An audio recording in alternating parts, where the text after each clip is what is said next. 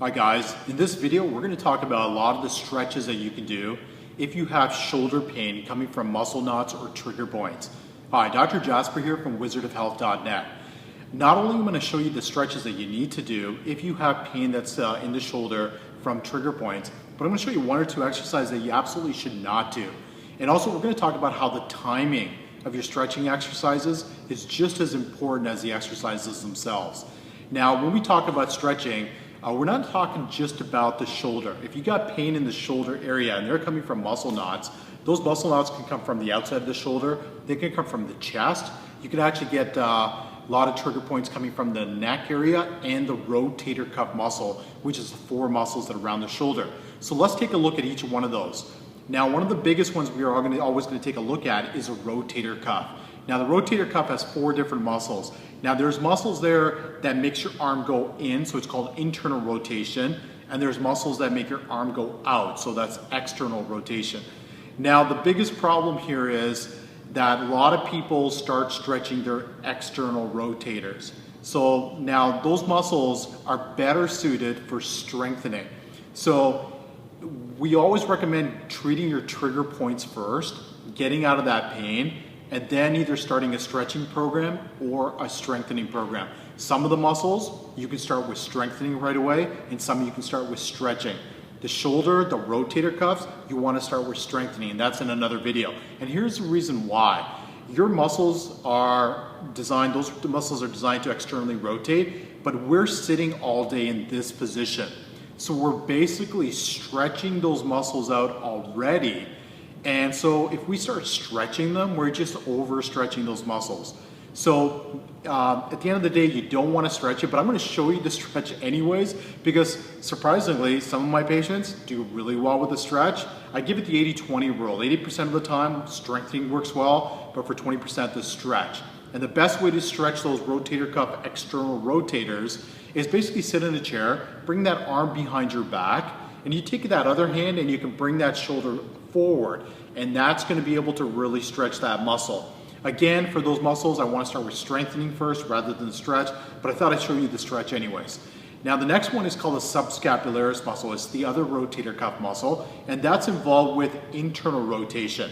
So that muscle needs to be stretched because that muscle is always in a tight position. So with that muscle, it's very simple. Just grab a stick, a broom, or anything you can get your hands on, and just bring it up and just pull with the other hand. And all of a sudden, you can really stretch that muscle. You'd be surprised. If you do this exercise, you're going to be really surprised of the stretch you're going to get into that muscle. And it's a really, really good stretch, but don't overdo it. Now, we've gone to the rotator cuff muscles. Now, let's take a look at the best stretch for the shoulder in general. The best stretch actually is just bringing that arm over the chest and holding it there. It's across the chest stretch. Now the way people do this wrong is they usually do another one where they hold onto a wall and stretch out.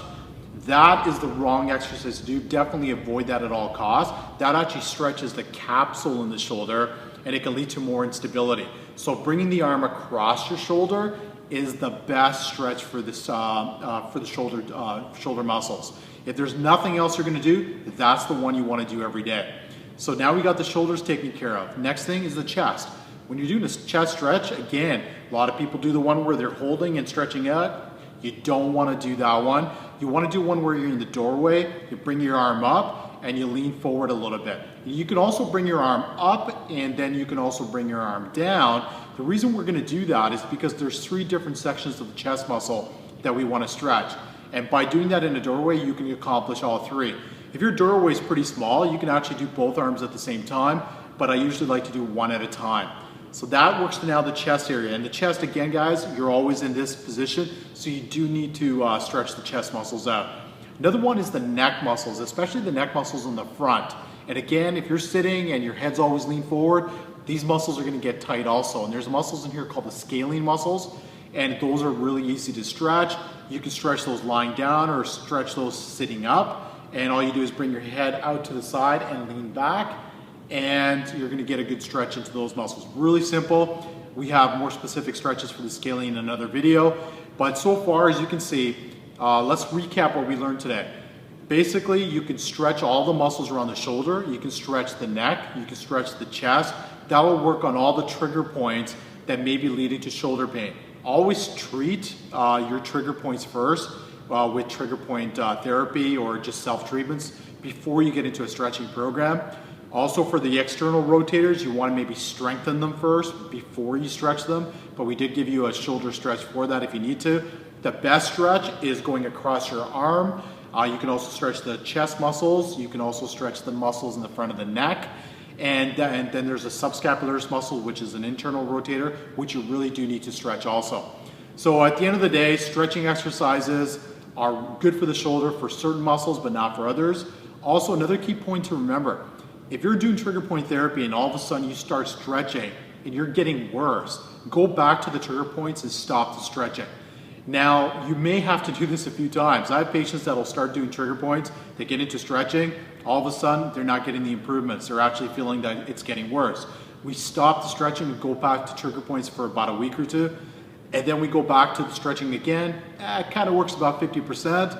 Then we go back to the trigger points again, and then back to the stretching, and guess what? You may have to do that a few times until you get to a point where you're like, okay, now I know the stretching is actually feeling good. So that's the best way to stretch all the muscles for any trigger points in the shoulder area. If you want to see any more videos or articles, go to wizardofhealth.net. We got tons of videos and articles to be able to get you out of your trigger point muscle knot relief and get you out of your pain. Thanks guys, we'll see you guys in another video.